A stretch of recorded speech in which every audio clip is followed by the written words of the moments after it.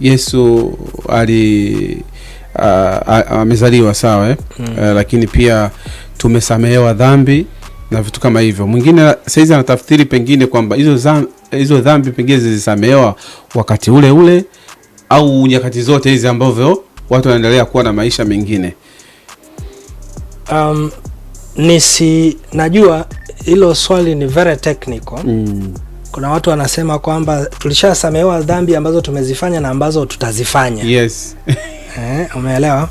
Na haya ni maswali wanayojiuliza scholars, yani maswali ya kidebate huko maeneo mengine.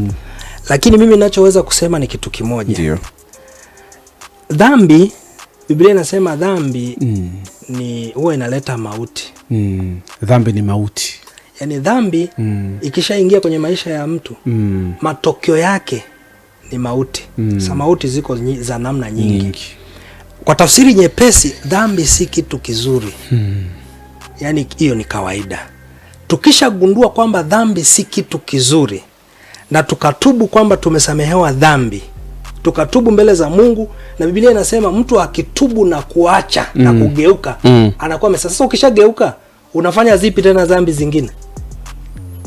Hawezi kufanya. Hakuna dhambi zinazokuja kwa sababu tumeshatubu, tumegeuka. Kama ulikuwa unaelekea hivi umegeuka unaenda hivi, huku tena kuna nini?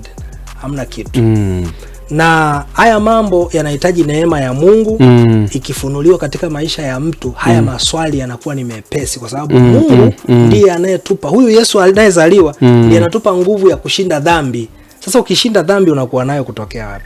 Ila kama Yesu hajaingia kwenye maisha yako, mwanadamu hana nguvu ya kuishinda dhambi.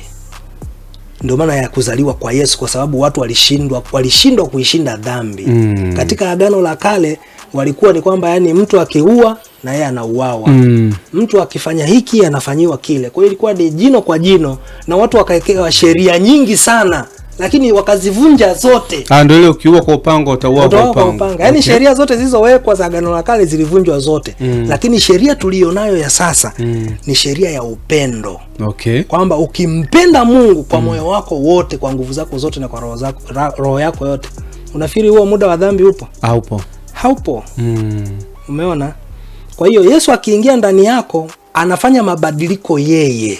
Na ndio hapo tunapokuja kuzungumza habari za Injili. Kwa sababu Injili ni uweza wa Mungu uletao wokovu. Ndio maana tunapozungumzia mziki wa Injili, tunatamani watu wanapoimba mziki wa Injili, huu mziki uwe chanzo cha mabadiliko ya watu, ya maisha yao ya ndani, kumuelekea Mungu.